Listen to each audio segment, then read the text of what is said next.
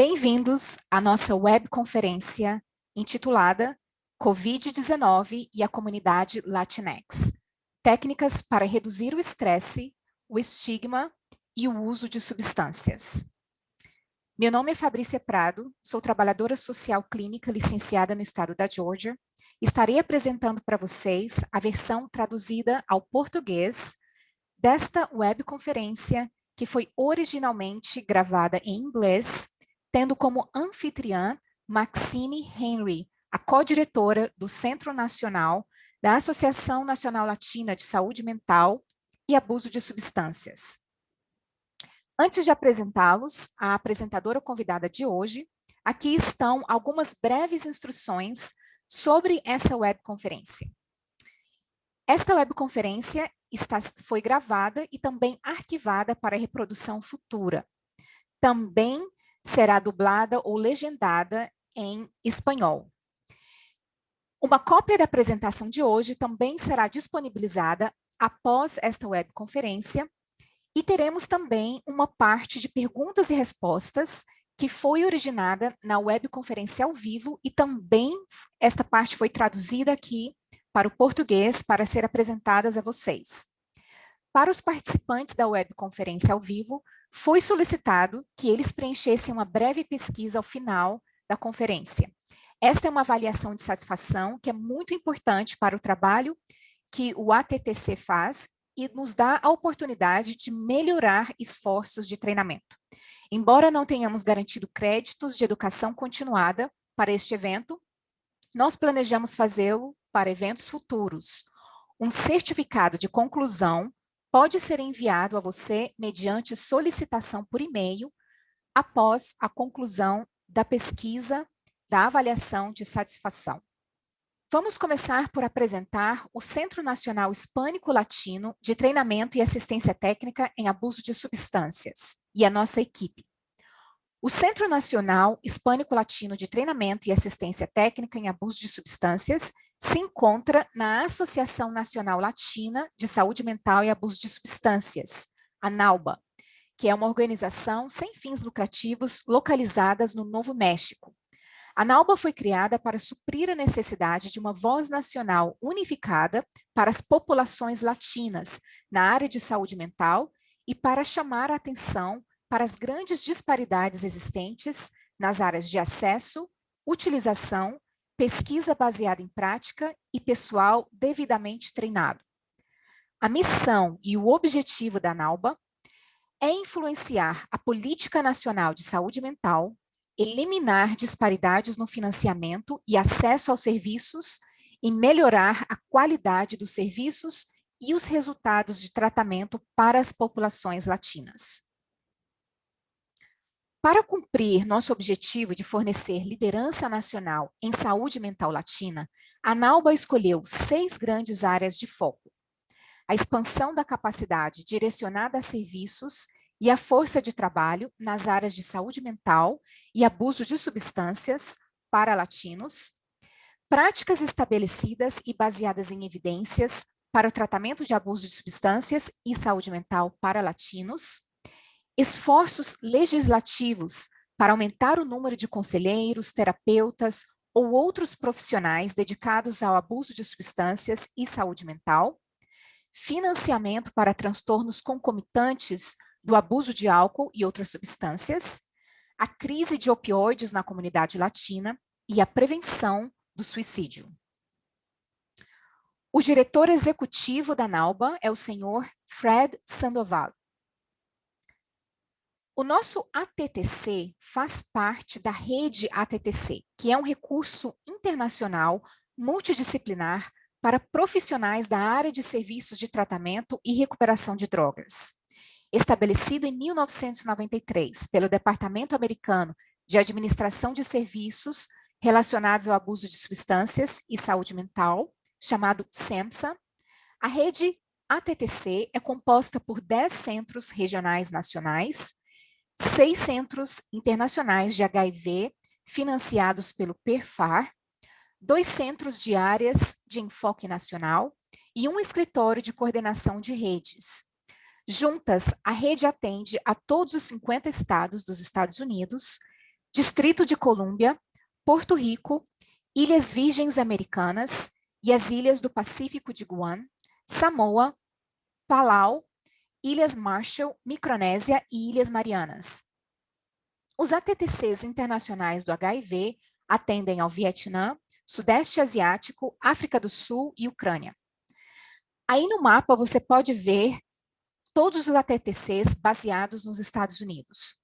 O ATTC Nacional Hispânico e Latino tem um foco nacional para as comunidades hispânicas e latinas e a força de trabalho que presta serviços a estas comunidades.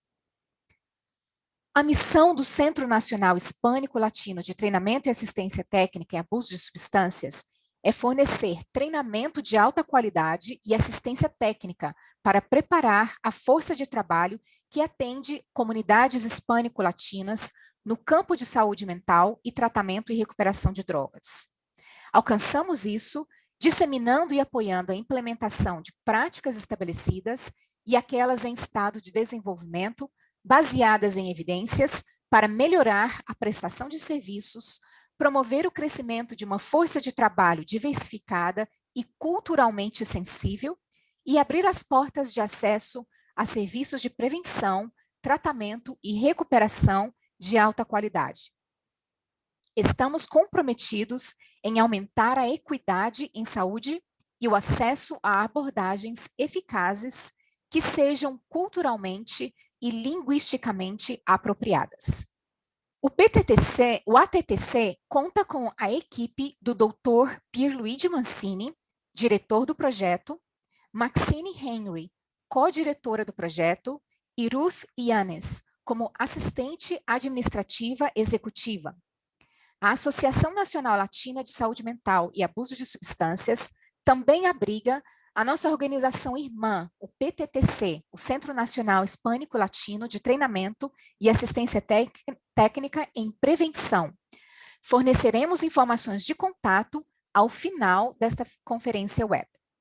A estimada apresentadora de hoje é a senhorita Jéssica Martinez. Ela graduou-se na Brigham Young University com um bacharelado em saúde pública. Ela concluiu seu mestrado em aconselhamento com uma concentração em abuso de substâncias e clínica em saúde mental em dezembro de 2020, pela Universidade Estadual de Montclair. Jéssica é uma vencedora do Programa de Bolsas de Minorias da NBCC de 2019 a 2020, um programa no qual ela se comprometeu a trabalhar e advogar para comunidades carentes. Ela tem uma vasta experiência trabalhando em várias capacidades com populações carentes e minoritárias. Ela completou um estágio clínico de 1 ano no Centro COPE, em Montclair, na Nova Jersey, onde ela trabalhou com jovens latinos, famílias, adultos, oferecendo terapia em inglês e espanhol. Atualmente, Jéssica trabalha como coordenadora de pesquisa no Hospital Comunitário do Exército, chamado Keller Army Community Hospital.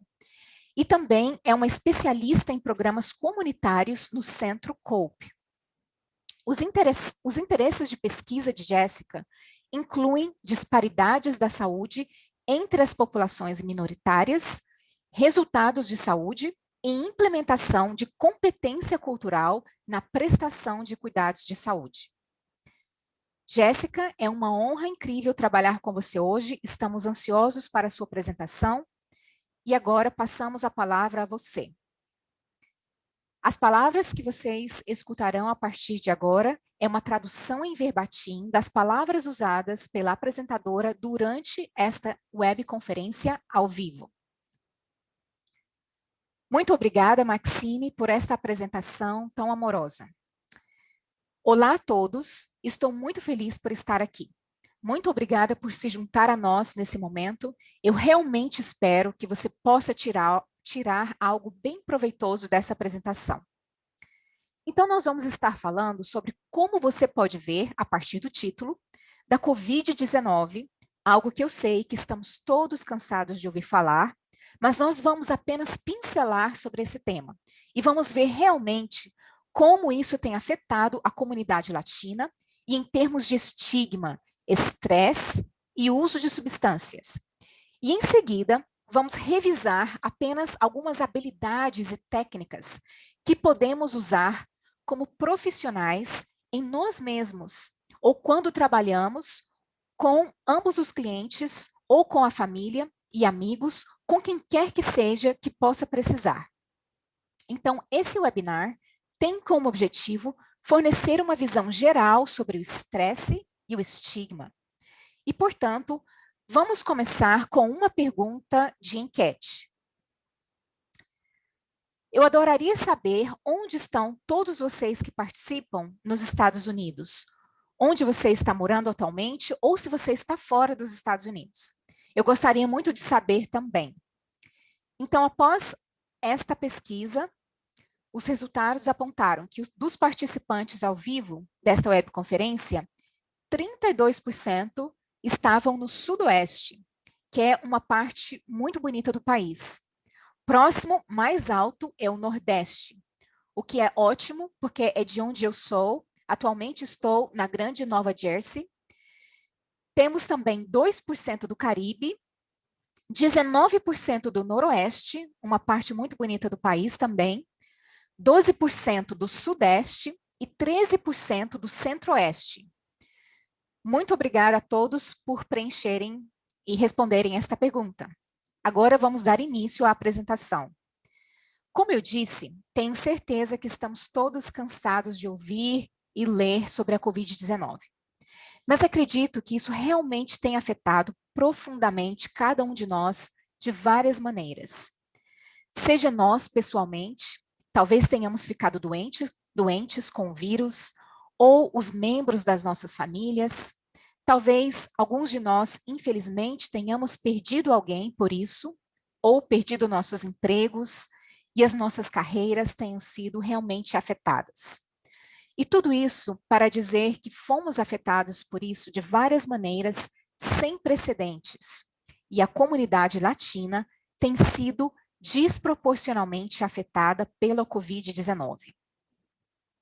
Algo que eu vou falar um pouco mais tarde na apresentação, mas realmente o que estamos vendo é que a Covid levou a um aumento nos sintomas de estresse, ansiedade, depressão e outras condições de saúde mental, bem como o uso de substâncias. Então, especificamente, como a Covid-19 tem afetado a saúde na comunidade latina? Bem, sabemos que temos taxas mais altas de internação, temos, na verdade, 4,1 vezes mais chances de requerer hospitalização em comparação com pessoas brancas não hispânicas e, infelizmente, também temos taxas de mortalidade mais altas. Então, o CDC relatou que 18% das mortes relacionadas à Covid-19 é dentro da comunidade latina, o que significa que temos 2,8 vezes mais chances de morrer em comparação com pessoas brancas não hispânicas. Realmente são estatísticas dolorosas e que mostram como as disparidades de saúde que estamos enfrentando, não apenas na comunidade latina, mas também outros grupos de minorias raciais e étnicas. E o que eu tenho aqui é um gráfico do CDC, e nele você pode ver esses dados de casos de Covid-19. Esta tabela mostra hospitalizações e mortes por raça e etnia. Temos 4 grupos. A primeira coluna é indígenas americanos ou nativo do Alasca. Segundo, asiáticos.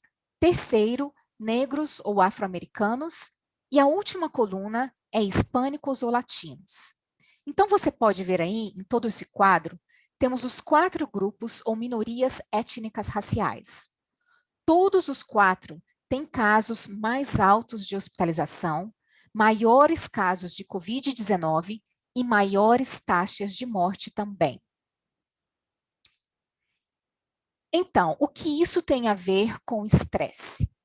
Eu acho que todos nós podemos concordar que a pandemia causou uma enorme quantidade de estresse e intensificou o nosso estresse. E assim, estes são alguns fatores de estresse. Estes não são de forma alguma exclusivos para a comunidade latina, mas nós vamos vê-los no contexto da comunidade latina. A moradia ou habitação está em alto risco. Então, é claro que a comunidade latina está preocupada em pagar sua prestação da casa, seu aluguel. Isso vai junto com a perda de renda e emprego. Muitos da comunidade perderam seus empregos ou suas horas foram reduzidas.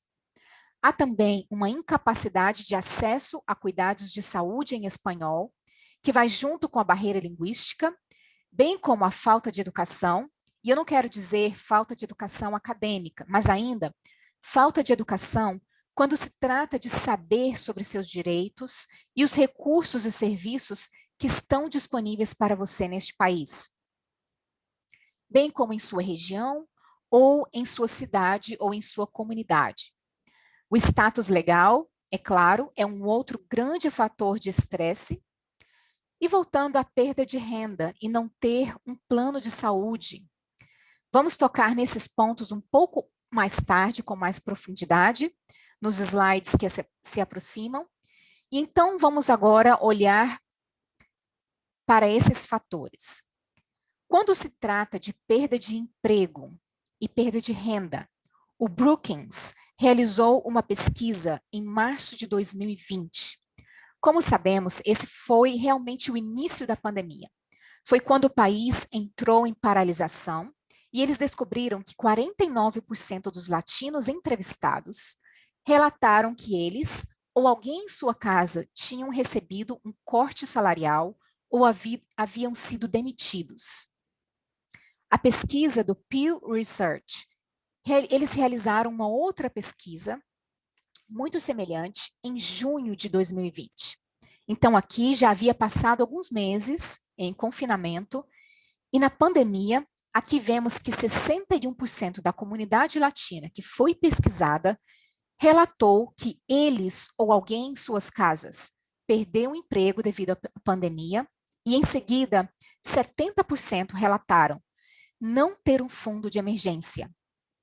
Isso é realmente assustador, porque, como nós sabemos, milhares foram demitidos de seus empregos, milhares tiveram seus empregos cortados, muitos membros da comunidade latina trabalham com hospitalidade, entretenimento, na indústria de restaurantes, e todos eles foram tão impactados pela pandemia e pela paralisação. E com 70%, é fácil ver porque todos estavam tão estressados e porque todos continuam estressados e especialmente sem um fundo de emergência, sem uma poupança. Assim, com a falta de seguro ou plano de saúde, vocês podem ver aí no gráfico, 1 em cada 4 latinos não tem plano de saúde. E os latinos são, na verdade, 3 vezes mais propensos a não ter um plano de saúde em comparação com os brancos não hispânicos. Então, aqui está este outro grande gráfico do Brookings, que mostra para vocês a porcentagem de adultos sem seguro de saúde por raça. Então, os 3 que temos aqui são brancos, negros e hispânicos. E temos de 2013 à esquerda a 2018 à direita. E você pode ver que em 2013 foi significativamente maior e 2018 foi menor, mas ainda para os hispânicos, que é a terceira barra em azul claro, ainda vemos que há pelo menos 25% da população que ainda está sem plano de saúde. Então, agora, vamos tratar de como desses sintomas de estresse. Vamos falar sobre esses sintomas e como isso está nos afetando. Como a pandemia tem afetado os níveis de estresse e que todo esse estresse pode se manifestar de muitas maneiras. Mentalmente, fisicamente, emocionalmente. Então, podemos ver que realmente houve um agravamento dos problemas de saúde mental existentes. Estamos mais isolados agora, podemos ter mudanças no apetite, ou você está comendo demais, ou você não está se alimentando o suficiente, mudanças em padrões do sono, você pode não estar dormindo tão bem durante a noite, você pode não estar recebendo as 8 horas de sono completo, ou o que quer que seja que você está acostumado, ou você realmente pode estar dormindo mais do que o habitual, porque você não tem nada para fazer, porque você está em casa, ou você está tão cansado, estressado, ansioso ou preocupado, que simplesmente chega em casa, cai no sofá e dorme por 10, 12 horas. Há também grande inquietação e uma diminuição no nível de energia. Então, ou você está nervoso, ou você não sabe o que fazer, porque isso é algo que é completamente anormal, algo que você não está acostumado. Você está acostumado a talvez ir para o trabalho, pegar as crianças, ir para a escola, ou o que quer que seja. E agora você não pode mais fazer isso. Então, você não sabe o que fazer, ou há apenas uma diminuição no seu nível de energia, porque você realmente não tem tanto interesse em fazer as coisas, talvez esteja um pouco mais deprimido, um pouco mais triste, preocupado e ansioso. Há também vários sintomas físicos, como dores de cabeça e dores de estômago, e também pode haver um aumento do uso de álcool ou drogas. E nós vamos falar um pouco mais sobre isso adiante. Aqui está uma outra pergunta de enquete. Como vocês estão se sentindo hoje? Eu adoraria saber como vocês estão se sentindo. Eu, pessoalmente, se você não notou, estou um pouco nervosa. Mas eu espero que todos vocês estejam se sentindo muito melhor do que eu nesse momento. Então, o resultado dessa pesquisa na conferência ao vivo constatou que 14% dos presentes estavam felizes, o que é ótimo, 27% estressados, isso eu entendo completamente, 30% contentes, 11% preocupados, 33%, nossa maior porcentagem de respostas é de que as pessoas estavam realmente cansadas. E eu estou com você. E 2% estão chateados. Muito obrigada a todos que completaram. Agora vamos falar um pouco sobre estigma. Acabamos de abordar a saúde mental, como estamos sentindo com respeito aos níveis de estresse, e agora vamos falar sobre estigma e como a COVID tem afetado o estigma e o que isso significa para nós. Quer você já tenha ouvido falar ou você sabia ou não sobre isso, ou já tenha pensado sobre isso, existe alguma relação de estigma com a COVID, especificamente quando se trata de testar positivo. Se você testa positivo, é possível que você seja taxado, marcado. E por que isso exatamente? Bem, isso pode fazer você não só ter medo pela saúde sua ou a de seus entes queridos, mas também pode deixá-lo realmente preocupado com o que aconteceria com você com essa notícia de que você testou positivo. Então, pode haver uma hesitação em divulgar ou relatar testes positivos. Por quê? Você está com medo de perder seu emprego ou ser negado outros serviços. Você pode estar com medo do que podem dizer para você no trabalho, se vão dizer-lhe para ir para casa e nunca mais voltar, ou se vão cortar as suas horas, especialmente com a nossa comunidade latina, que está realmente lutando agora. Então, é como se você estivesse entre a cruz e a espada. Se você tem que escrever ou deve dizer a alguém que você testou positivo, mas há sempre esse medo que se aproxima sobre o seu ombro, como dizendo: ai meu Deus, o que as pessoas vão pensar de mim? O que o meu empregador vai pensar de mim? O que a minha família vai pensar de mim? Então, há também um pouco de estigma social que vem junto com isso. em termos de medo do que familiares e a comunidade e colegas poderiam dizer ou fazer. Por exemplo, as pessoas relataram ter sido intimidadas ou mesmo abandonadas por amigos e familiares ou conhecidos depois de testar positivo. Assim, você pode temer retaliação, no sentido de que talvez as pessoas simplesmente não querem mais estar perto de você, não querem mais falar com você, porque você sabe que pode ser visto como sujo ou algo assim, algo do tipo. Então, há esse estigma de quando você testa positivo para a COVID.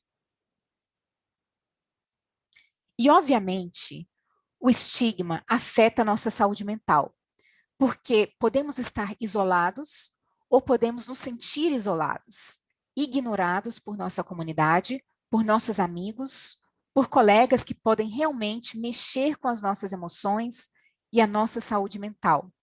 E isso pode levar a sentimentos de isolamento e desamparo, desesperança, desespero e um temor avassalador do que pode acontecer e da discriminação. E é realmente importante ter isso em mente, com a comunidade Latinx e com todos, em seu círculo próximo no trabalho e em casa. Então, aí vocês podem ver um pequeno relato de experiência de campo. Esta foi uma estudante de pós-graduação que completou o seu estágio em 2020. Então, eu estava meio que buscando informações com ela, nós havíamos completado o nosso estágio ao mesmo tempo, e então eu estava pedindo algumas informações sobre como era a experiência dela. Então, estávamos falando sobre o que havíamos experimentado, sobre o que estamos vendo e o que vimos com nossos clientes, quais foram as lutas e os obstáculos. E assim, isso é realmente o que ela compartilhou comigo sobre sua experiência em seu atendimento clínico. E ela disse que a transição para serviços de telesaúde totalmente remotos foram difíceis. E eu testemunhei em primeira mão com meus clientes, especialmente os clientes latinos, como eles lutaram para se adaptar a essa transição. Eles tiveram dificuldade em navegar nas plataformas de telesaúde, eles expressaram que sentiam-se incomodados com a transição e outros não tinham privacidade para ter sessões, porque eles vivem com muitos membros da família em casa. Então, há muito para digerir aqui. Pensem bem, ela está falando sobre mudar para totalmente remoto, implementando serviços de telesaúde, que foram ótimos, e eu não sei quantos de vocês já haviam experimentado serviços de telesaúde antes da pandemia ou por causa da pandemia. Então, esses serviços de teleconferência, de telesaúde, são excelentes, e falaremos sobre eles um pouco mais tarde. Mas aqui, ela também está falando sobre a luta para se adaptar a essa transição. Então, você está indo de ter atendimento pessoal, de estar indo para grupos, tendo sessões individuais com seu terapeuta, para em seguida ter que fazê-lo, às vezes, mesmo pelo telefone ou pelo Zoom, o que pode ser difícil de navegar, especialmente com a comunidade latina, com a nossa população mais velha, porque eles podem não ser experientes em tecnologia, eles podem não ter um endereço de e-mail, por exemplo, eles podem não entender como funciona o Zoom, como fazer o login, sobre a confidencialidade, nesse caso, a privacidade. Eles podem estar realmente confusos sobre toda essa transição e eles podem ter muita hesitação quando se trata deles.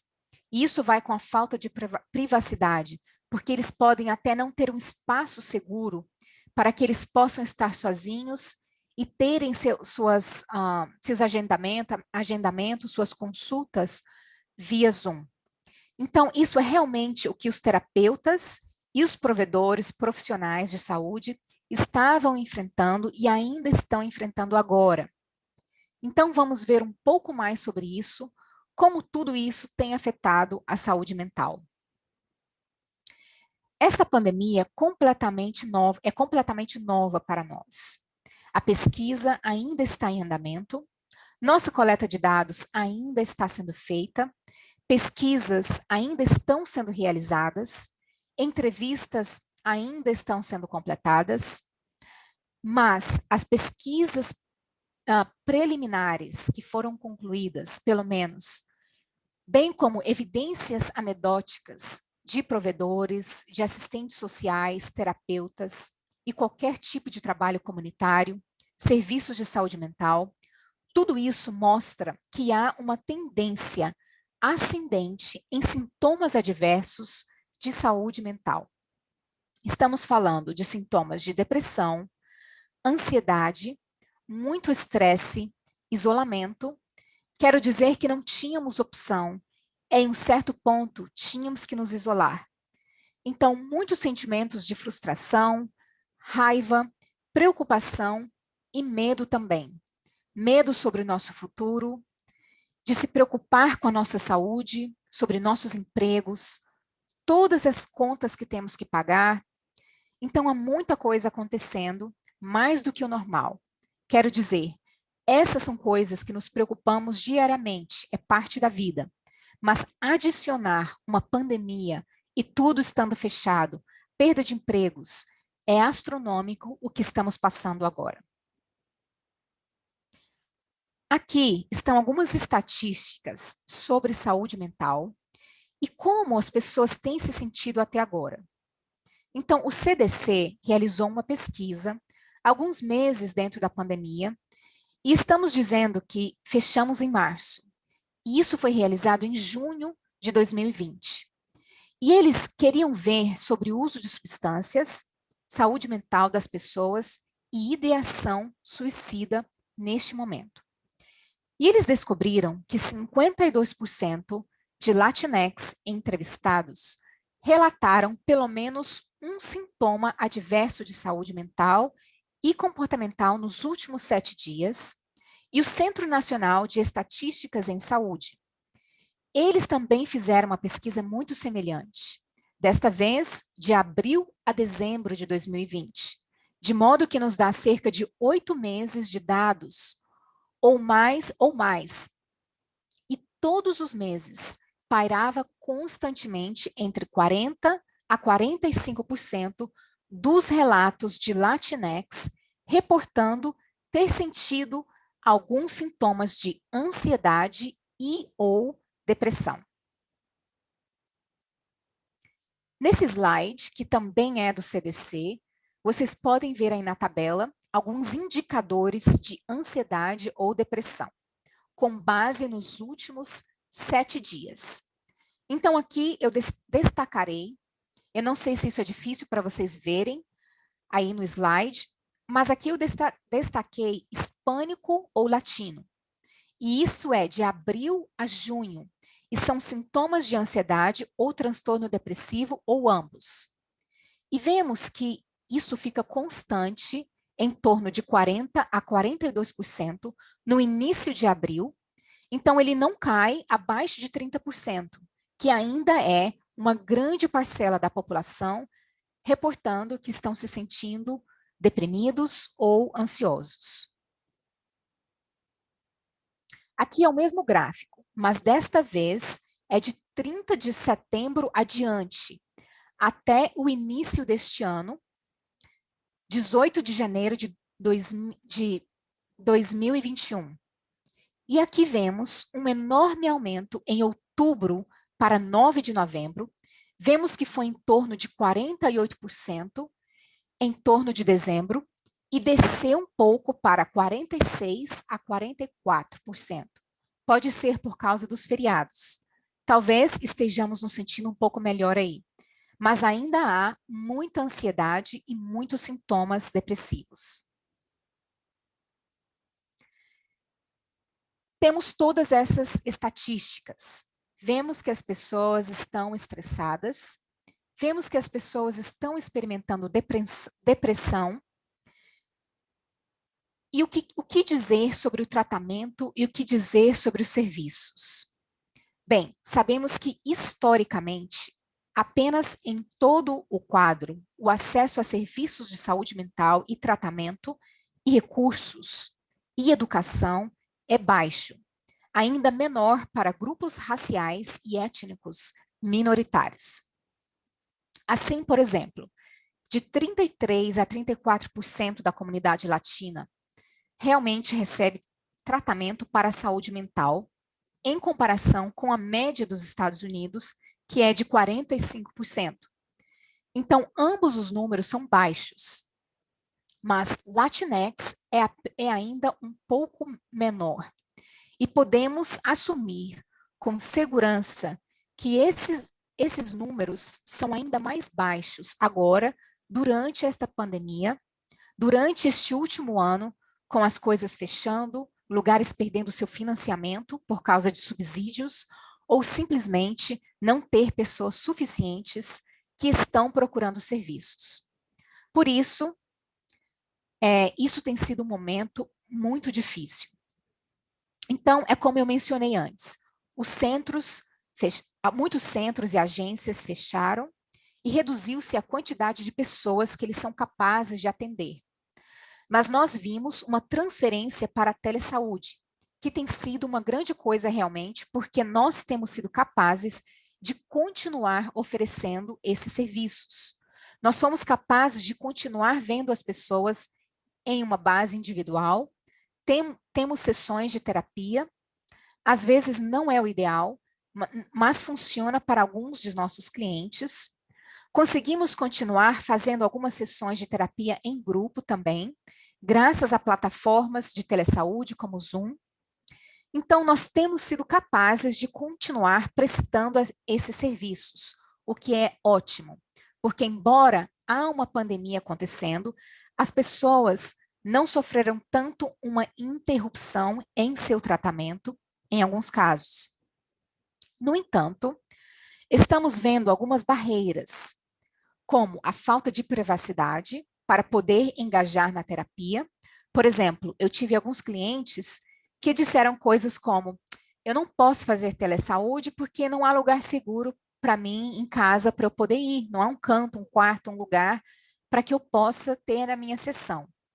E eu não quero que a minha família descubra, ou eu não quero que o meu outro significativo possa descobrir sobre essas coisas. Eu não falei com eles sobre isso, ou há apenas muitas pessoas em casa e não há um lugar tranquilo. E por isso estamos tentando lidar com essas barreiras agora. E infelizmente a nossa comunidade está sofrendo por causa disso. Então isso é uma outra coisa que estamos constantemente tendo que lidar como provedores, como clínicos, como terapeutas e profissionais de saúde. Agora, vamos falar um pouco sobre o uso de substâncias. Então, falamos sobre o estresse, sobre o estigma e a saúde mental. Então, agora, como tudo isso está afetando o uso de substâncias. Outro relato de campo é uma terapeuta em uma clínica em Nova Jersey. Ela trabalha em um programa de terapia para pessoas com problemas com o uso de substâncias. Então, eu estava falando com ela sobre isso também. O que você está vendo, com o que você está tendo que lidar com seus clientes, o que você está vendo dentro do seu ambiente de trabalho. E o que ela relatou foi o seguinte: um bom número de clientes relataram que eles tiveram uma recaída ou aumentaram a quantidade do uso de álcool ou drogas que eles têm usado, e tem sido um momento difícil. Os meses mais difíceis foram de março a julho, quando nossos escritórios, nossos consultórios foram fechados e nós fomos incapazes de oferecer qualquer serviço presencial. Então, pelo menos aqui em Nova Jersey, de março a julho, eu também posso atestar isso, foi muito difícil, porque tudo foi fechado. Haviam muitos poucos programas ambulatoriais que estavam atendendo as pessoas e vendo as pessoas presencialmente por causa do distanciamento social, havia medição de temperatura, eles simplesmente não tinham a capacidade de fazer isso. E assim, nossos clientes estão realmente sofrendo por causa disso. E a nossa comunidade como um todo está sofrendo porque se já havia um acesso muito baixo ao tratamento e aos serviços, agora estamos colocando essa pandemia e essa mudança para a telesaúde e o fato de que nós tivemos que fechar completamente, estamos vendo que as pessoas, como um mecanismo de enfrentamento, estão se voltando para substâncias, ou eles estão se voltando para o álcool, talvez elas estão tendo um pouco mais do que o habitual, e isso está se tornando um problema. Ou porque eles se encontram isolados, eles se encontram sozinhos, então há aqueles que não têm para onde ir, não há reuniões do AA, não há reuniões de acompanhamento psicológico, terapia em grupo, então há uma espécie de solidão e de estar por si só.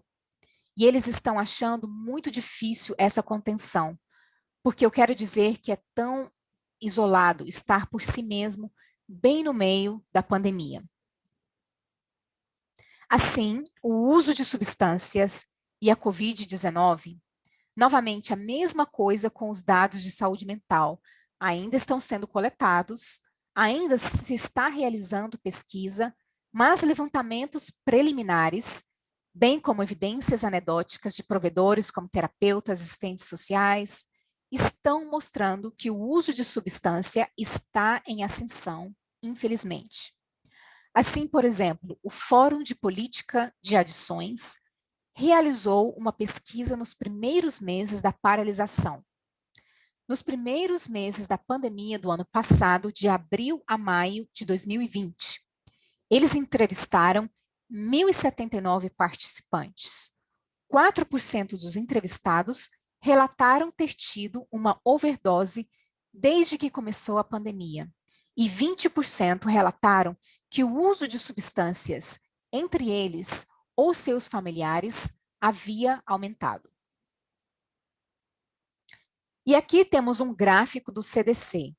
Essa é uma contagem provisória de morte por overdose de drogas do CDC. Isto é, se você pode ver todo o caminho no final, que representa março a junho de 2020. E por isso vemos que houve um pouco de aumento em termos de mortes por overdose de drogas, em comparação com o mesmo período de tempo em 2019. Estamos realmente lidando com muita coisa agora e podemos estar começando a ver um pouco sobre como isso está afetando não apenas a nossa saúde mental, uso de substâncias, mas também as nossas dívidas.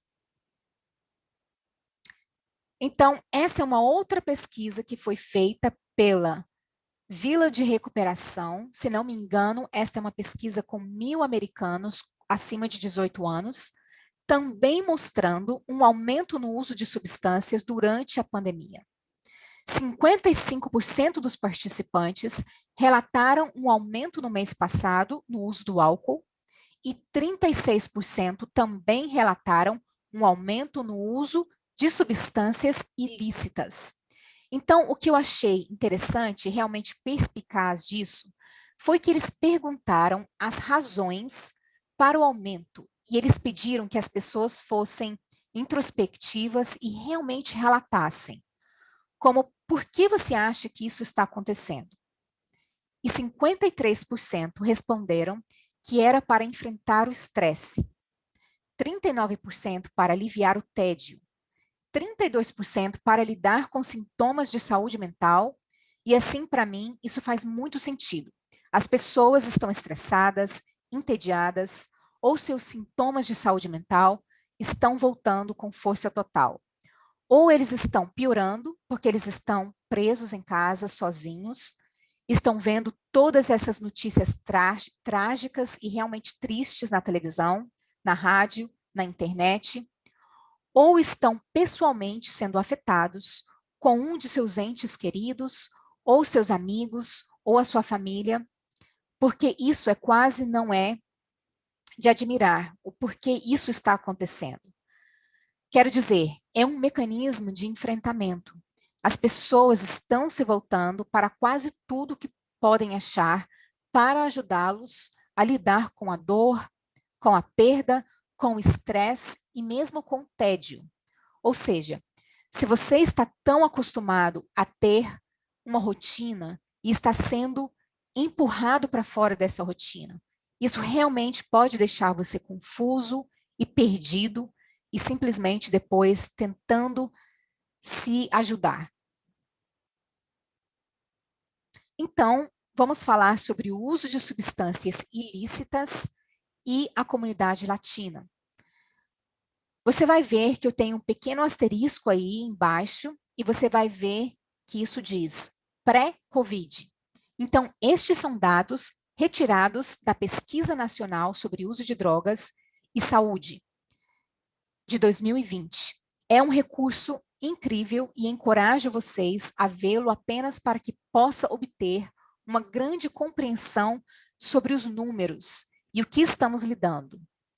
E é separado por grupos de minorias raciais e étnicas também. E então, é ali que dá uma espécie de uma visão geral mais ampla.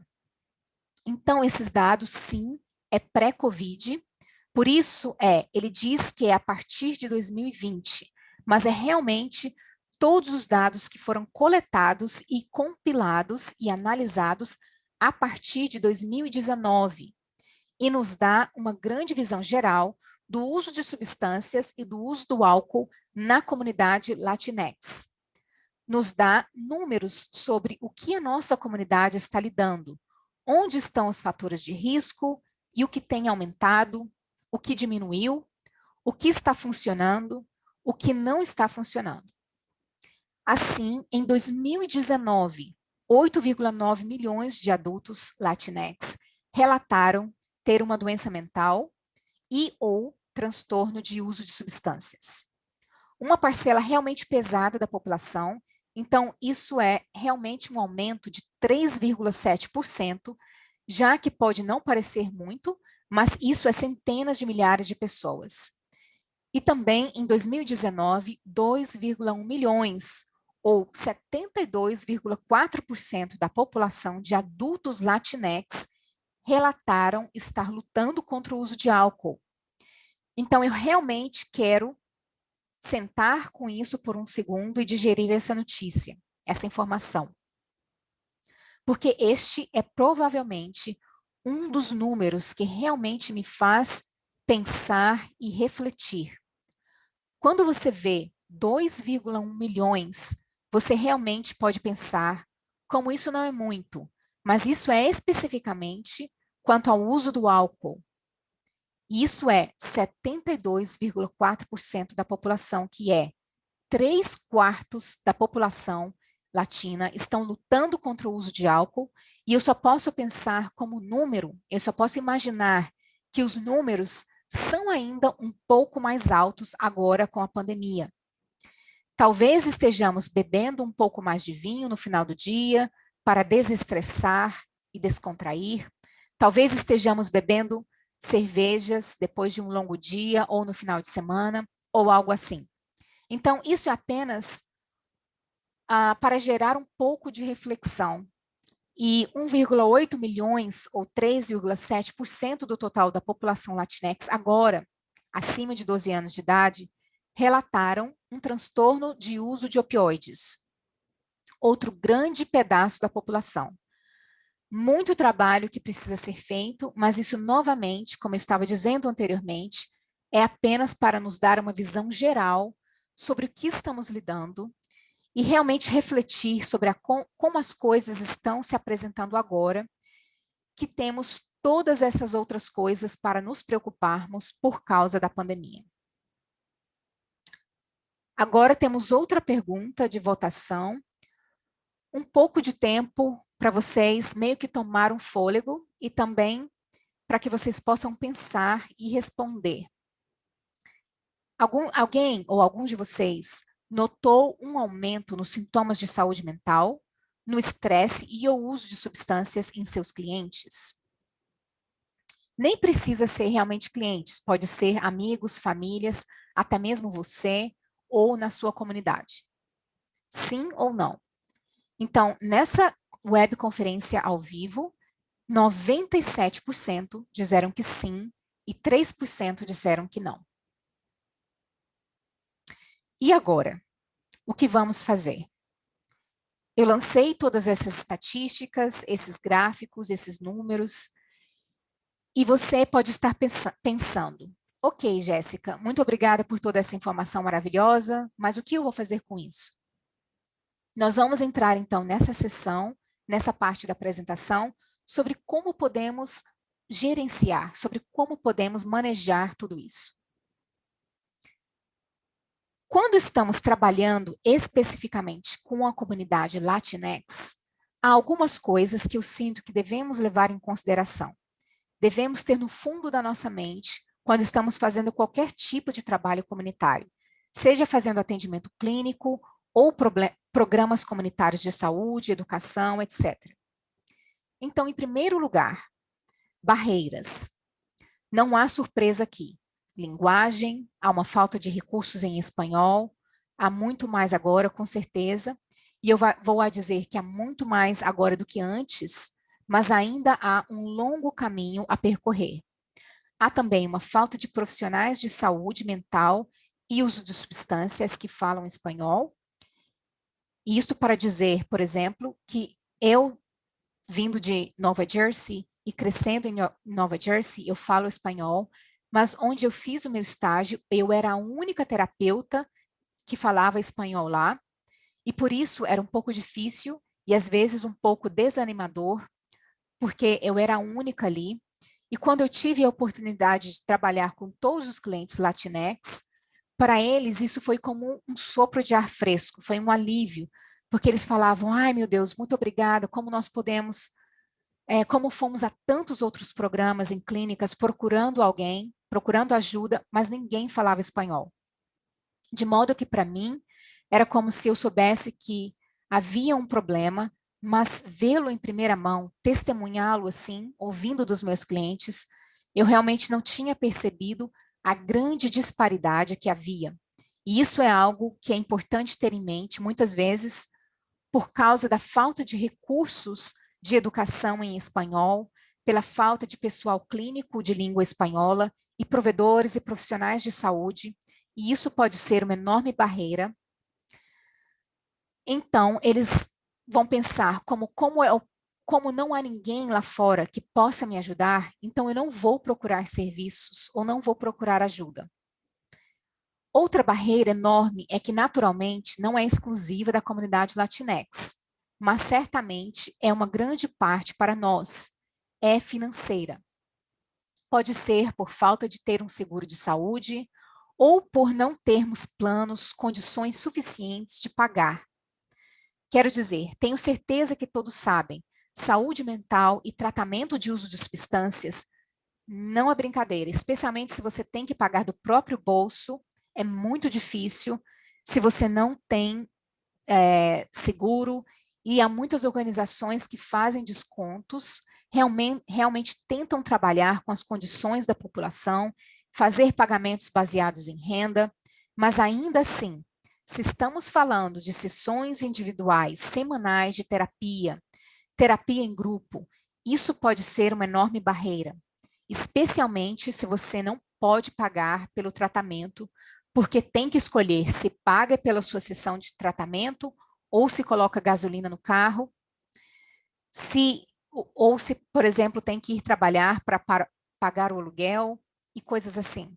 Então, na verdade, é muito difícil e você pode muitas vezes se ver numa situação entre a cruz e a espada financeiramente e ter que fazer essas decisões difíceis. Outra consideração. Então, a comunidade Latinx é muito voltada para a família, orientada por essa ideia do familismo, com a família sendo uma grande parte da cultura. Sua família é a base, eles são os únicos que estão lá. Eles se reúnem, eles estão como seus líderes, como os que torcem por você. E realmente, a cultura Latinx com o familismo, o que me faz pensar nas ideias ocidentais. Ou seja, as ideias aqui, por exemplo, em que vivemos, são muito mais individualistas. É mais focado no individual. É sobre você mesmo avançando e tendo sucesso. Enquanto na América Latina é muito mais de uma sociedade coletiva, ou seja, onde se você sucede e toda a sua família tem sucesso. E isso é que vemos muito com nossos membros na nossa comunidade. O irmão virá e trará os seus outros irmãos, irmãs, suas esposas. Você sabe, todo mundo vem junto para fazer o trabalho. Eles vivem juntos, eles trabalham juntos, eles realmente ajudam uns aos outros. Ou seja, tudo é para o bem coletivo. Considerando que os ideais daqui de onde vivemos, dos Estados Unidos, é onde podemos haver um pouco de confronto, porque esses ideais são um pouco mais individualistas. É como se você estivesse por conta própria. Essa não é a comunidade Latinx. A família muito envolvida em sua vida, de uma maneira que eu coloco isso como pode ser um fator, uma espada de dois gumes. Eu não quero dizer isso de uma maneira ruim, porque essa ideia de família, como se vê muitas vezes como um fator protetor. Ou seja, isso é algo positivo. Quando você está perto deles, você está conectado com a sua família, há confiança, há o fator de apoio como esse fator de proteção. Mas, ao mesmo tempo, os indivíduos também podem sentir um pouco de hesitação, um pouco de medo de se abrir sobre saúde mental, sobre suas lutas, sobre o que estão passando, especialmente se há um problema com o uso de substâncias. Por quê? Porque ainda há um pouco de estigma. Não um pouco, eu deveria dizer que há muito estigma, na verdade. E por isso há essa hesitação. Mas também esse tipo de ceticismo de procurar ajuda profissional. É um pouco diferente do que falar na medicina. É um pouco mais diferente em termos de como se houvesse um estigma em termos da saúde mental. Falar sobre o estresse, sobre nossas lutas. Então, eles podem dizer coisas, não, você está bem, não se preocupe com isso. Simplesmente continua trabalhando, você está bem. E você pode meio que internalizar isso e você vai engolindo tudo. E se você diz, eu quero ver um terapeuta, eu quero ir fazer uma terapia, então a sua família pode te falar, não, você não está louco, por que você precisa ver um conselheiro? Ou seja, nós podemos resolver essas coisas, você pode falar comigo, conversa com seu parente, etc. Então, há um pouco de hesitação quando se trata também desse estigma e também da privacidade e da confidencialidade. Há esse medo de que, ai meu Deus, eles podem me ver entrando lá nessa clínica ou nesse programa, ou eles podem ver algum panfleto que eu tenho em casa, seja o que for. E por isso, acho que é importante que você, que é um provedor de saúde ou um terapeuta, enfatizar que a sua prioridade número 1 é a privacidade e a confidencialidade com seus clientes, para ajudar com relação a essas barreiras de privacidade e confidencialidade que existe na nossa comunidade. Então, agora, vamos com essas considerações em mente, avançar um pouco sobre técnicas, que estratégias podemos usar para ajudar nossos clientes e nossa comunidade, irmãos, irmãs, família, amigos, a entender o estresse e o estigma. O que são e então como reduzi-los. E assim, para mim, o primeiro passo é ir passo a passo. Eu sinto que muitas vezes nós temos esse estresse internalizado, especialmente na comunidade Latinx. Essa ideia de que isso não existe. Ou nós dizemos, tipo de passagem como, ai, como eu estou tão estressada. Apenas como um estado de ser. Não é nada demais. Você não considera nada mais do que isso, e por isso é importante observar passo a passo.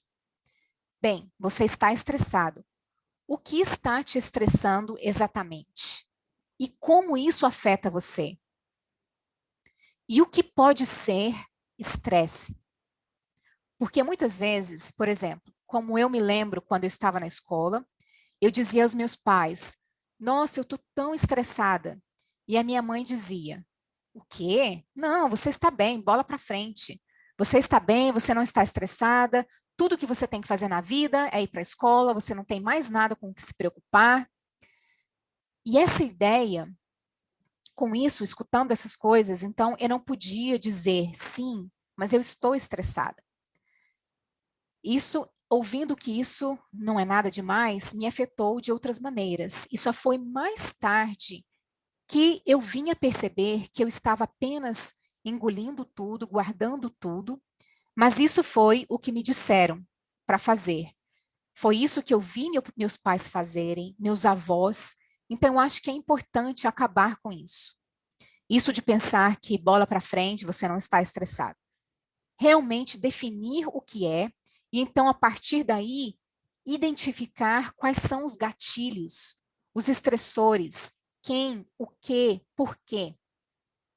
E o segundo ponto, também muito importante, um dos meus favoritos, que é deixar a nossa comunidade saber que não há problema em pedir ajuda.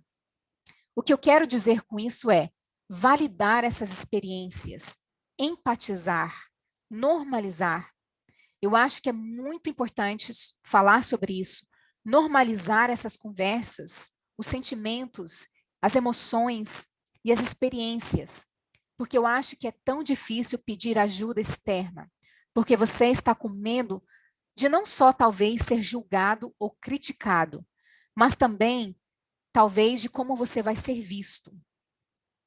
Você está sendo um fraco, você está sendo infantil e imaturo. Para de se preocupar com isso. Essas ideias desse tipo. Mas, na verdade, eu quero dizer que está ok, está bem você pedir ajuda. Está bem que você sinta essas coisas e que você pense em falar sobre elas, que você fale sobre isso. Você pode se abrir. Então, vamos normalizar essas conversas. Vamos ter essas conversas. Não apenas com nossos clientes, se você é um terapeuta, mas também com a nossa mãe, pai, irmão, tio, sobrinho, sobrinha, colega. Quanto mais falamos sobre essas coisas, quanto mais falamos sobre o efeito que isso tem sobre nós e a nossa comunidade, mais fácil será ajudar a preencher essa lacuna nos serviços de saúde mental e serviços de tratamento para o uso de substância. Então, isso vem com a adaptação, e o que eu quero dizer com isso é, se você é um profissional em qualquer sentido, você não tem que ser como um terapeuta, mas pode ser qualquer tipo de provedor. Você tem as habilidades, você definitivamente tem educação, você definitivamente tem a experiência, mas agora só temos que adaptar tudo isso que você já tem às comunidades que servimos. Então, temos que tornar nossas abordagens culturalmente sensíveis, ainda usando habilidades baseadas em evidências, é claro, mas torná-la mais sensível culturalmente. Também podemos ajudar a fornecer recursos em espanhol e falar com a nossa comunidade e abordar qualquer preocupação que eles possam ter. Essa ideia de familismo, novamente, as famílias como um componente tão importante, tão grande, uma parte verdadeiramente tão bonita da cultura, e por isso vamos ver se podemos envolvê-los quando for apropriado. Ou seja, nem sempre é apropriado e nem sempre é necessário, mas às vezes pode ajudar a trazer a família. Talvez, digamos que para uma ou duas sessões, para que eles possam tentar entender e saber por que é importante para que eles busquem ajuda. Eu acho que, como eu disse, família pode ser um grande fator protetor, e se nós podemos usar isso, vamos fazê-lo. Sempre a critério do cliente, sempre se certifique de que eles estão consentindo, e se eles vierem até você e sugerir, eu diria que tudo bem. Você pode ser receptivo e dizer, sim, ótimo, parece uma boa ideia, vamos fazê-lo.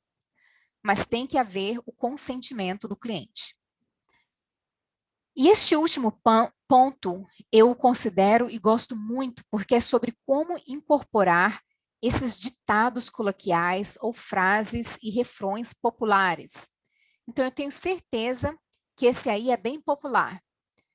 Esse aí foi colocado na minha mente desde que eu comecei a falar, desde criança. E me lembro especialmente quando eu era uma adolescente. Meus pais, e na minha comunidade, os meus familiares falando. Diga-me com quem andas e eu te direi quem és. É basicamente como me dizer com quem você está saindo e eu vou te dizer quem você é. E assim, esses ditados, nós crescemos com eles. E eles usam isso como uma espécie de lição ou como um pequeno toque do tipo, o que você está fazendo, né? Como te dando um toque. E assim, às vezes, eu estou falando da experiência pessoal com esses ditados particulares. Quando eu os usei com meus clientes de língua espanhola, é como dia e noite. Eles falam, nossa, você conhece essa frase? Você também escutou isso, né, quando você estava crescendo?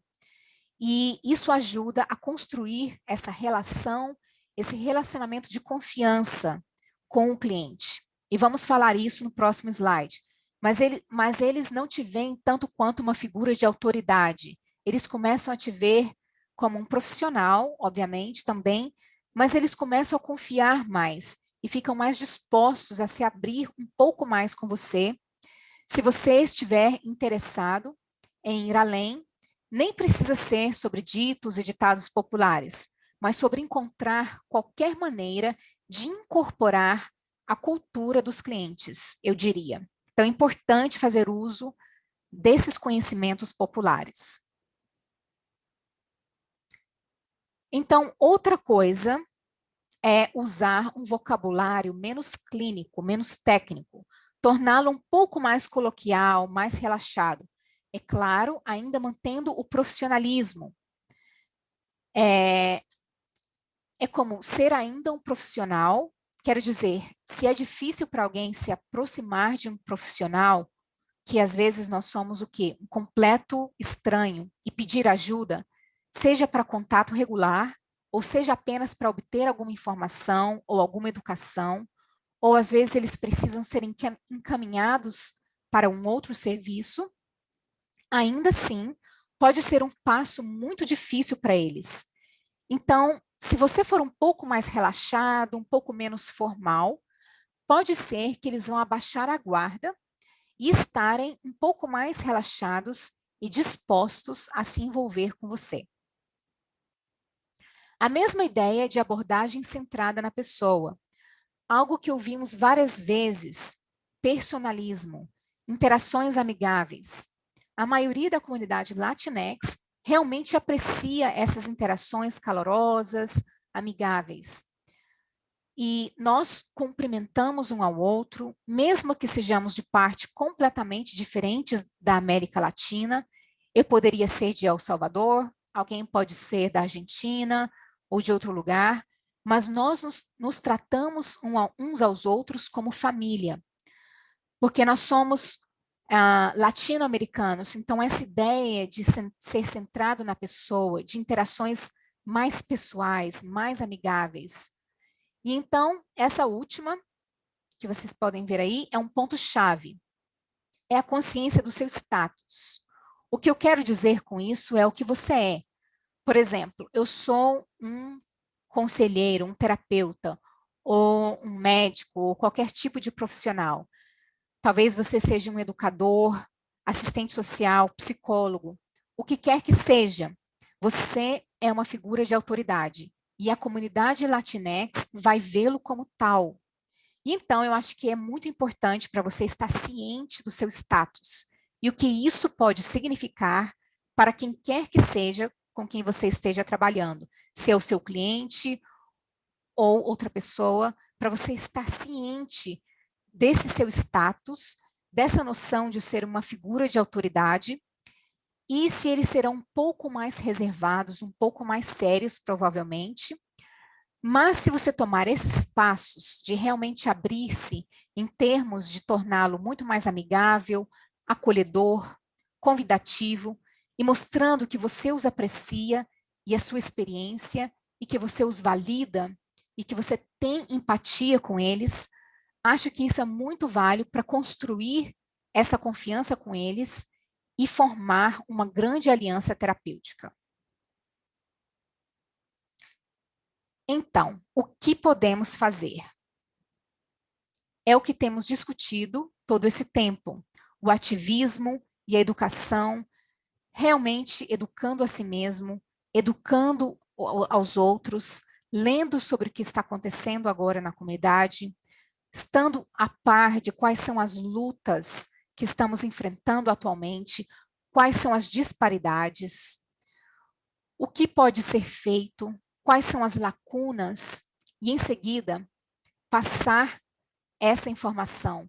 Não apenas educar a si mesmo, mas também educar sua mãe, educar seu pai, os membros da sua família, seus vizinhos, colegas, incluir essas informações em suas conversas, compartilhar no Facebook, nas mídias sociais, que podem ser ferramentas tão poderosas quando usadas corretamente. E eu acho que poderia ser uma ferramenta para a educação também, que vai junto com a conscientização e a divulgação de informação. Quanto mais você se educa, mais você pode aumentar a conscientização, ser um defensor para si mesmo, para a sua família, para a sua comunidade e as pessoas que você serve, e compartilhar informações sobre o que está acontecendo.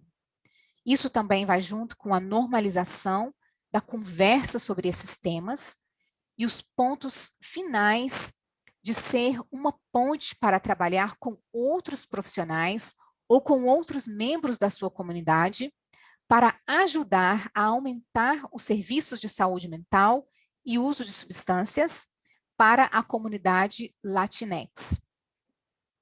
Seja através de programas comunitários de saúde comunitária, educação em saúde, promoção de saúde, campanhas, webinars, colocar-se em colaboração com outros profissionais, fazer pesquisas, participar de conferências, envolver-se, como, por exemplo, com a Associação Nacional Latina de Saúde Mental e Abuso de Substâncias, a ANALBA, o que é outra ótima maneira de fazer isso. E por isso eu encorajo a todos vocês a encontrar o que funciona para você e a comprometer-se. Não precisa ser algo enorme, não tem que ser algo como ir ao Capitólio ou algo assim. Pode ser com pequenas coisas em sua comunidade ou até mesmo com conversas com seus familiares. E aí estão alguns recursos, essas são organizações muito boas, algumas das quais eu tenho certeza que vocês provavelmente já ouviram falar, e essas organizações estão trabalhando duro para aumentar a conscientização, para educar os outros e para alcançar a comunidade Latinx.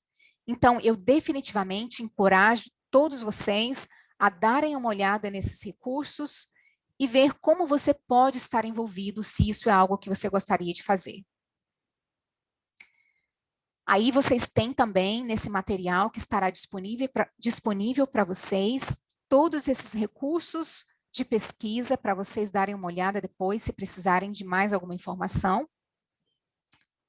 Esta é a minha informação de contato, meu e-mail, meu número de telefone. Se você precisar de qualquer coisa, se houver alguma forma, alguma maneira em que eu possa ajudá-lo, para o que quer que seja, você só precisa, talvez, de esclarecer alguma pergunta com relação a algo que eu disse.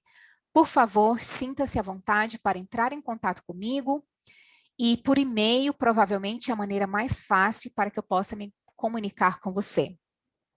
Você pode também me deixar uma mensagem de texto, se você se sentir mais confortável. E eu fico sempre feliz em poder ajudar, e é por isso que estou aqui. E foi muito bom participar com vocês. Estou realmente grata pelo ATTC, pela NALBA, por permitirem que eu esteja aqui com vocês e compartilhar todas essas experiências. Eu espero que todos vocês possam ter obtido algo relevante, algo proveitoso dessa apresentação de hoje, mesmo que seja algo pequeno. Então, dito isso, muito obrigada por tudo. Então, agora segue Maxine com a sessão de perguntas e respostas, que também foi traduzida ao português, para que vocês tenham acesso a essas perguntas e respostas que vai tocar e ampliar nos temas que foram falados durante a apresentação. Maxine. Jéssica, a hora passou tão rápido e eu estava aqui fazendo anotações ao mesmo tempo. Eu realmente aprecio o fato de você ter analisado as estatísticas. Você passou por algumas das disparidades, porque temos que reconhecê-las, mas eu gosto muito que você tenha terminado com essas maneiras impactantes e práticas de servirmos melhor a nossa comunidade, especialmente aqueles de nós que estão trabalhando com as comunidades latinas. E eu estou muito animada que todos puderam ouvir tudo isso que você falou. Em alguns dias, todos terão acesso a esses slides, a esse PowerPoint, para que possam saber usá-los. Talvez vocês queiram compartilhar com alguns colegas, mostrar para membros da sua família, da comunidade, e dizer que não há problema em solicitar tipos de serviços como esses, de que você não está sozinho e que outras pessoas também estão se sentindo assim. Agradecemos sua participação e informações que você compartilhou conosco. Então, só quero compartilhar que durante a apresentação, muitas pessoas escreveram no chat que elas estavam muito agradecidas, e eu só quero que você saiba que a comunidade está expressando que é muito grata a você. Então, Jéssica diz, eu aprecio muito isso. Então, temos algumas perguntas, e eu gostaria de mover apenas para que todos na audiência saibam que eu não necessariamente faço as perguntas de forma linear. Então, por favor, seja paciente. Isso não significa que a sua pergunta seja menos importante. E se você tiver pergunta, eles talvez fiquem à vontade para colocá-los ainda na caixa de perguntas e respostas. Então, um participante perguntou: como faço para trazer cultura para minhas sessões? Embora eu fale espanhol, eu não sou hispânica, não sou da mesma cultura. Essa participante disse que ela é uma mulher branca e comenta que é difícil de se conectar às vezes, embora ela fale espanhol, ela fale a mesma língua. Qual é o seu conselho sobre como alguém pode, como esse participante, pode ir um pouco mais a fundo e incluir, então, a cultura como parte da sua sessão? E Jéssica responde: em primeiro lugar, eu acho que é tão legal isso que ela saiba espanhol. É muito bom e estou tão feliz que ela esteja trabalhando para fornecer serviços em espanhol. Definitivamente precisamos dela. Então, muito obrigada por fazer isso. Eu ouço você em termos do que é difícil, às vezes, saber bem o espanhol. Você sabe, compartilha a mesma língua, mas às vezes é a cultura meio que atinge você, que é um obstáculo.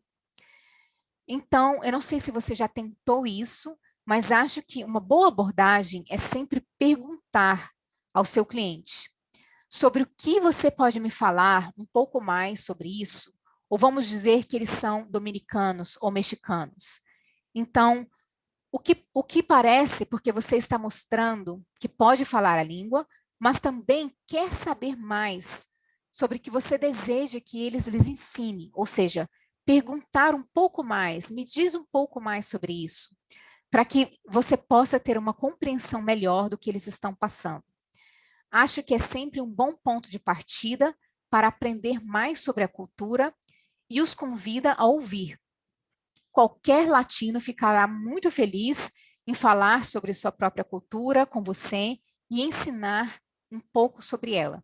Então, talvez perguntar um pouco sobre isso pode ser uma boa maneira de entender um pouco mais e começar a incluir esses aspectos culturais.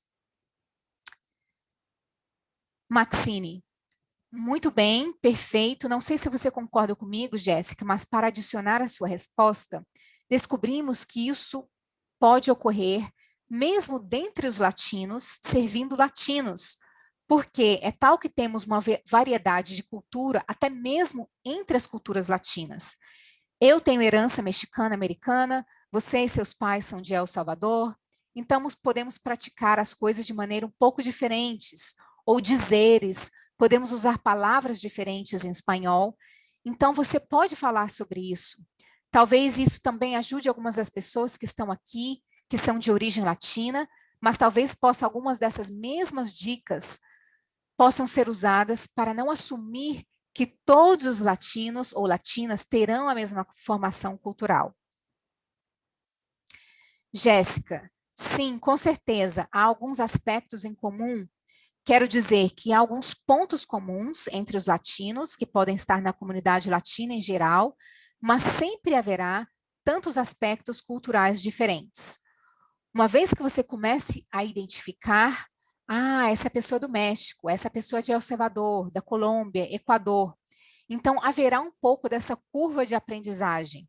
E falando por experiência própria, o meu parceiro é mexicano e realmente é diferente na maneira como falam sobre comida, nos referimos a coisas diferentes, e por isso eu estou tomando meu tempo para aprender sobre isso e até incorporar isso quando eu estou com a família dele. Eu começo a falar então um pouco como isso me ajudou com a mãe dele, falar sobre, você pode me mostrar o que é isso? Ou quando você está cozinhando, como é que se chama isso no México? Então, são essas pequenas coisas que você mostra que você tem interesse na maneira como eles falam sobre as coisas. Então, você começa a incorporar o que você vai aprendendo.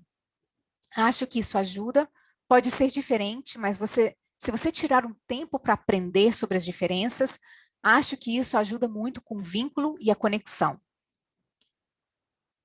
Maxine, sim, eu gosto muito que você mencionou a comida e outras pessoas estão dizendo aqui que eu me conecto muito com a comida. Adoro assistir esses vídeos, eles me fazem sorrir, onde avós e mães de culturas diferentes degustando a comida uma da outra, e é muito mais interessante. E eles são do tipo, nossa, eu nunca tinha usado uma folha de bananeira, porque isso não é comum na cultura delas. Então, elas começam a mesclar essas lacunas, ou pelo menos essas diferenças. Então, eu gosto muito de ver essa interação e essa troca de experiência entre elas. Então, mais ou menos no mesmo tópico ou relacionado, qual você diria que é a maior diferença entre fornecer serviço para um membro da comunidade Latinx de primeira geração e um membro da comunidade Latinx de segunda, terceira ou quarta geração?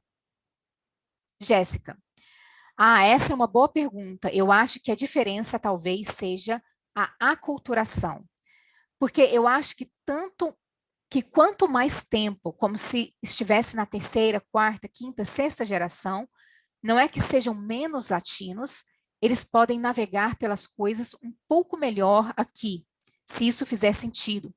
Eles têm uma melhor compreensão da cultura aqui nos Estados Unidos e são capazes de navegar melhor por si próprios. Eu acho que talvez com a primeira geração, do que eu vi, experiências pessoais também, às vezes há um pouco de uma crise de identidade com a primeira geração, porque você fica tipo, eu não me sinto 100% latino ou latina, como se minha família fosse, não, você é americano agora, você é um gringo, você é um americano agora, como se estivesse nos Estados Unidos, como você não é um latino ou latina. Então, há um pouco de crise de identidade, porque você está pensando, bom, minha família não pensa que eu sou 100% latino mais. E então, aqui nos Estados Unidos, também não sou 100% americano. Então, onde é que eu me encontro?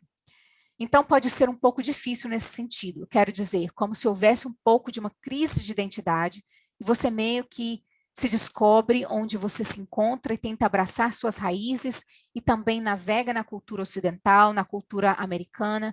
Então, eu acho que é onde pode haver uma pequena diferença. Talvez na primeira geração sinta um pouco mais de pressão, um pouco mais de isolamento, possivelmente. Maxine, sim, eu acho que faz sentido, e as pessoas aqui no chat estão dizendo que os indivíduos de primeira geração podem ter menos habilidades linguísticas, mais ambivalência de identidade.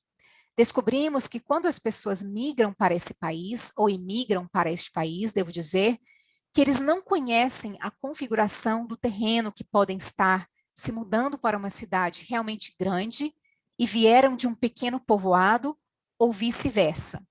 Mas eles vieram de uma cidade grande em seu país e estão agora, por exemplo, morando em uma cidade, em uma área rural nos Estados Unidos. Então, eu acho que entender como navegar no sistema, a quem eles procuram quando precisam de ajuda e, como você disse, essas diferenças com suas famílias que estão no país de origem. Então, nos leva a outra questão que está relacionada, e eu adoro essas questões que surgem umas das outras. Então, como estamos falando sobre como tudo isso se relaciona com a pandemia e o nível de isolamento, e isso também é verdade para muitas de nossas famílias que são binacionais, que ainda têm famílias em outros países, e por causa da pandemia, por causa das restrições a viagens, eles não podem se ver. E quando se falam, pode haver em um país de origem ou país diferente, ideias diferentes sobre a Covid. Ideias diferentes sobre como lidar com a Covid. Você viu tudo isso acontecendo na sua atuação clínica? E em caso afirmativo, o que ajudou a preencher a lacuna para essas famílias que têm laços fortes com a sua família, mas estão sentindo alguma diferença nessa forma de como abordar a pandemia? Jéssica, sim, acho que é um grande fator como o isolamento e muitos de nossos latinos estão tão acostumados a ir para casa nas férias, como tirar um mês inteiro de férias em dezembro e ir para casa no Natal, no Ano Novo. Portanto, é definitivamente um isolamento não poder fazer isso. É também preocupante porque você está tão acostumado a pelo menos ir, mesmo que seja por uma semana ao ano, para ver como estão todos, como as coisas estão com a sua família. Isso é uma preocupação e estou feliz que essa pessoa, quem quer que tenha falado, tenha trazido essa pergunta, porque isso é outro fator de estresse. Agora que penso, se você não está com a sua família, que está em outro país, você não sabe exatamente como as coisas estão sendo tratadas lá. E você não sabe se eles estão bem, se precisam de algo. Sei que muitas das pessoas estão usando o WhatsApp. Minha mãe, por exemplo, fazendo um momento de autorrevelação aqui. Minha mãe se tornou super proficiente e que eu estava e antes, né, da pandemia, eu mal conseguia fazer com que ela enviasse mensagens de texto e agora ela pode fazer bate-papo por vídeo e ela pode fazer tudo que ela quiser. E eu acho que o WhatsApp tem sido ótimo. Não tanto o Zoom, mas o WhatsApp. Então, acho que agora, mais do que nunca, estamos apenas contando com a tecnologia para nos ajudar. E por isso, é a única maneira de realmente nos conectarmos com eles, a menos que sejamos de alguma forma capazes de viajar, se você pode fazer isso com segurança. Obrigada. Acho que então está ajudando os nossos clientes a realmente entenderem outras maneiras de se comunicar.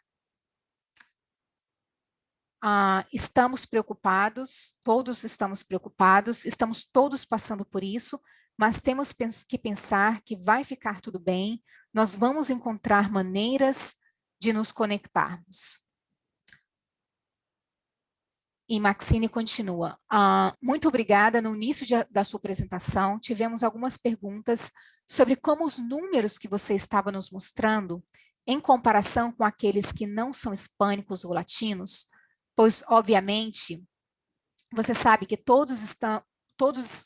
estamos todos enfrentando a pandemia ao mesmo tempo. Isso é um assunto global. Então, se estiver tudo bem para você, Jéssica, você pode responder a essa pergunta. Mas também quero que o público saiba que a Jéssica colocou alguns slides com os gráficos que se comparam a outros grupos raciais e étnicos, e não apenas esta apresentação de slides será disponível, mas como você viu em alguns slides atrás, ela também forneceu alguns links para todas essas referências que ela usou aqui. Portanto, recomendamos que todos vocês deem uma olhada nessas fontes de referência. Você sabe que pode se comparar com a diversidade na comunidade. O que você mesma está servindo e que pode ser capaz de usar alguns desses dados para abordar alguns dos problemas que as pessoas estão enfrentando. Mas em sua experiência, Jéssica, na pesquisa que você fez para essa apresentação, você diria que há uma diferença entre as comunidades hispano-latinas e outras? E como isso se compara? Jéssica, com certeza, definitivamente é apenas por experiência pessoal, mas também quero dizer, os dados e os números, como você estava dizendo, que estão lá, eles estão lá, e é irrefutável como grupos de minorias étnicas e raciais, então, os latinos, os nativos indígenas americanos da América, a comunidade negra, que estamos experimentando COVID desproporcionalmente. E como você disse nos links, há um link muito bom e as referências de Salud América, e não consigo lembrar qual número agora, mas sei que é do Salud América, vai especificar a COVID na comunidade latina. Não tenho certeza se divide por outro grupo de minoria racial ou étnica, mas eu sei com certeza que para a comunidade latina, até mesmo como no estado da Califórnia, Texas, Illinois, Nova York, Utah, Washington.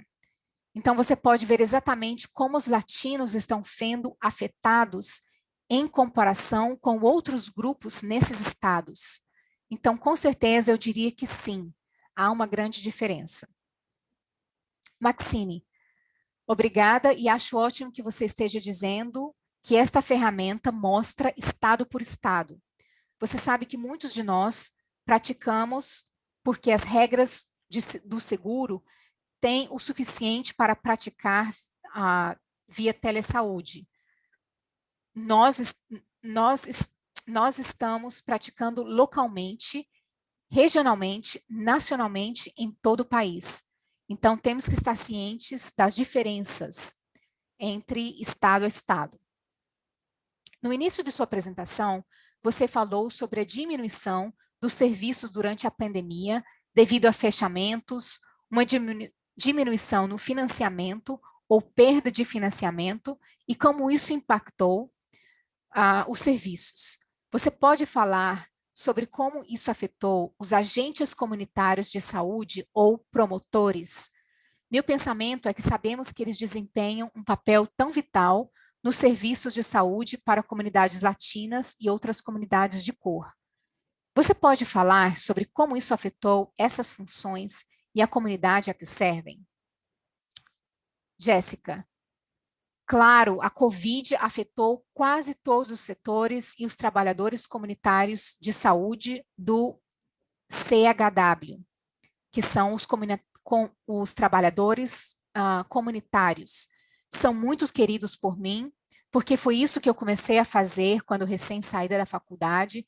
Eu era uma dessas trabalhadoras de saúde comunitárias e nem imagino fazer esse trabalho agora durante a pandemia. Porque muito do que um trabalhador comunitário faz é aquela parte da educação em saúde, da promoção em saúde. Eles são os verdadeiros soldados na comunidade.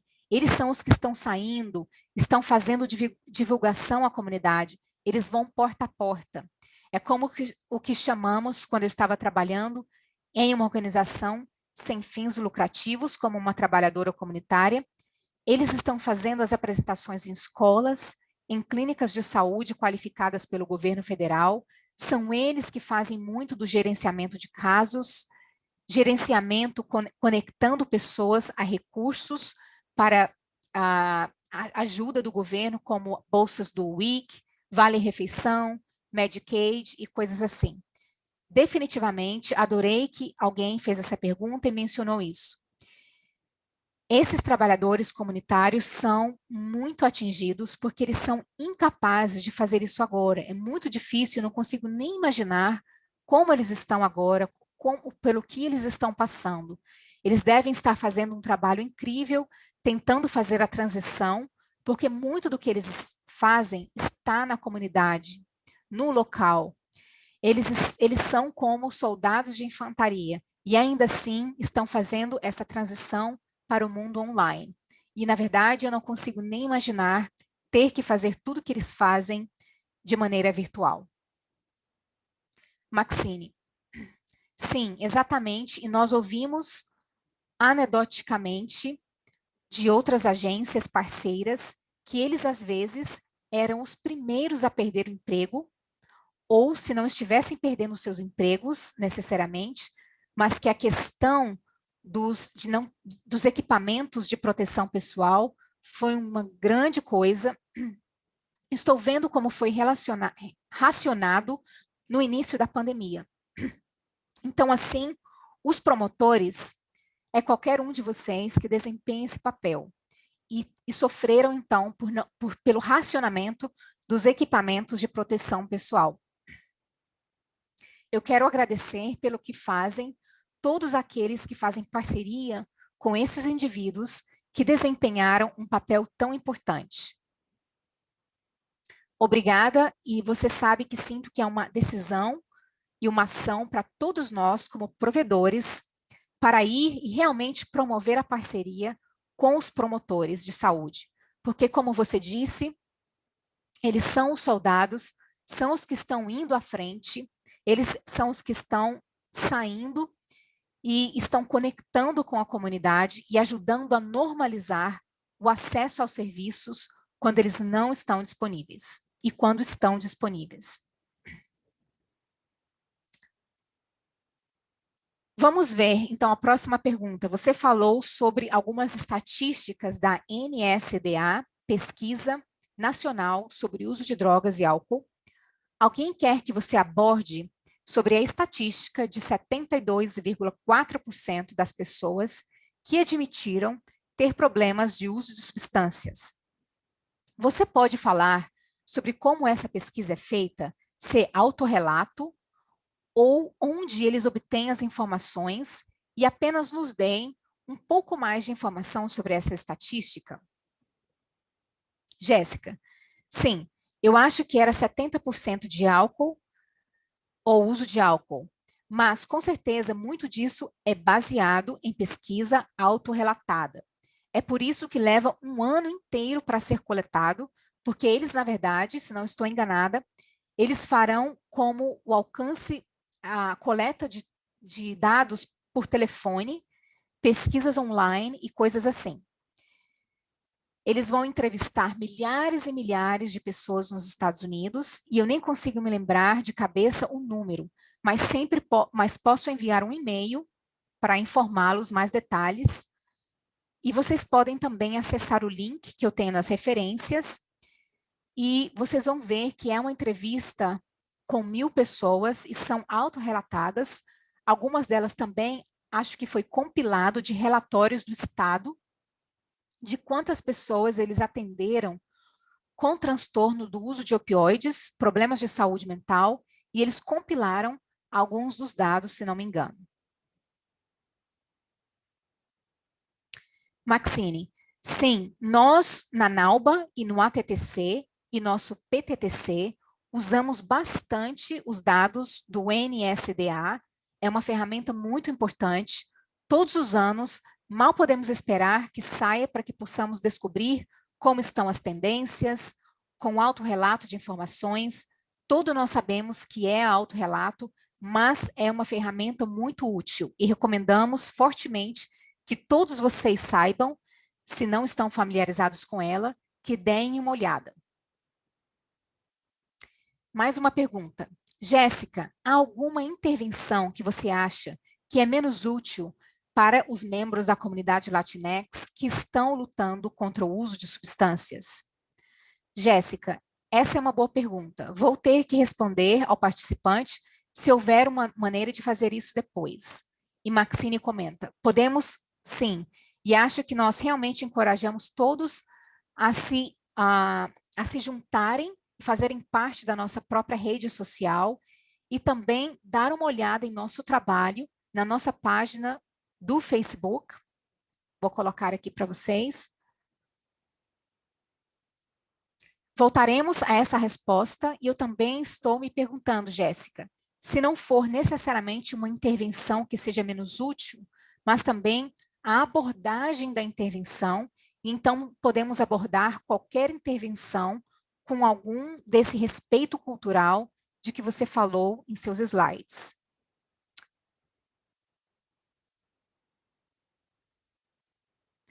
E agora queremos simplesmente compartilhar com vocês essas informações para vocês obterem mais informações do Centro Nacional Hispânico Latino, ATTC.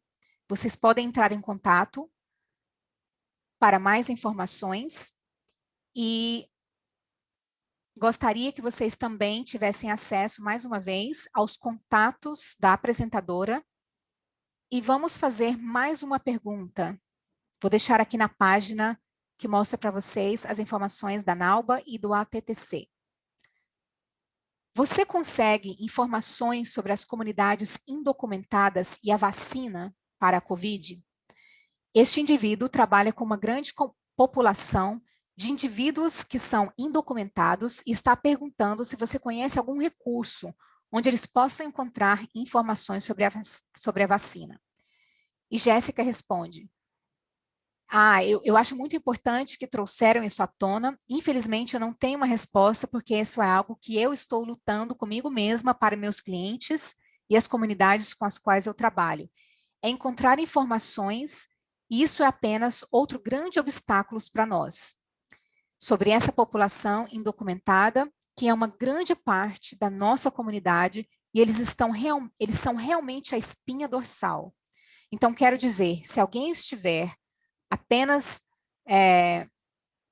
colocando isso na audiência, se você tiver algum recurso, eu peço então para que vocês compartilhem, porque isso é algo que também nós e eu mesma estou lutando aqui em Nova Jersey.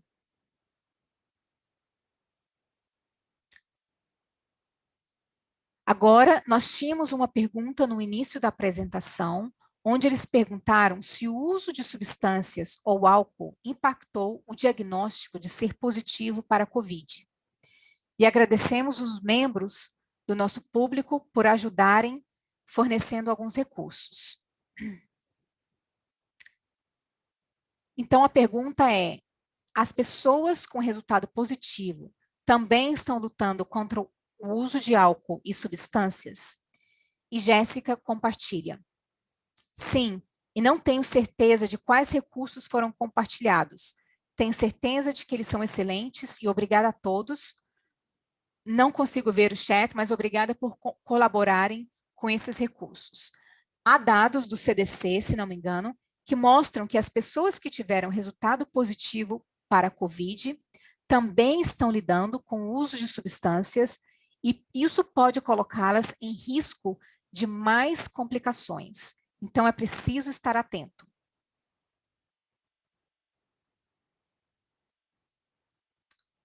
Então, mais uma vez, colocando aqui o link sobre a pesquisa de satisfação para aqueles que participaram da webconferência ao vivo.